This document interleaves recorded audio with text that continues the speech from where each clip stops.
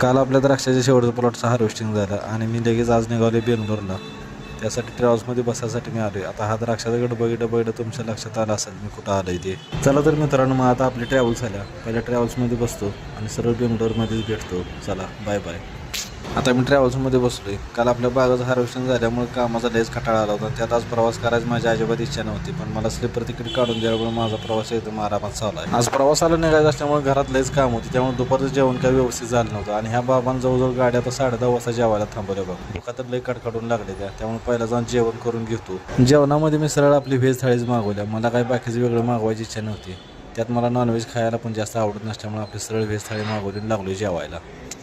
जेवण करून ट्रॅव्हल्समध्ये आलेल्या माझी चांगली झोप लागली होती. आता जवळजवळ सकाळच्या 7 वाजले तर मी आत्ता झोपलोय. आता थोड्याच वेळात मी ट्रॅव्हल्समधून उतरणार आहे. आपलं उतरायचं ठिकाण पण जवळ झालंय. मी आता बेंगलोरमध्ये पोहोचून ट्रॅव्हल्समधून उतरलोय आणि मला ज्या लोकेशनवर जायचं ते 5 मिनिटाच्या अंतरावर असल्यामुळे मी चालत जाण्याचा निर्णय घेतला. एका हातात बॅग ओढत आपलं निघालोय चालत. आणि मी बेंगलोरला का आलोय ते उद्याच्या व्हिडिओमध्ये सांगतो. धन्यवाद.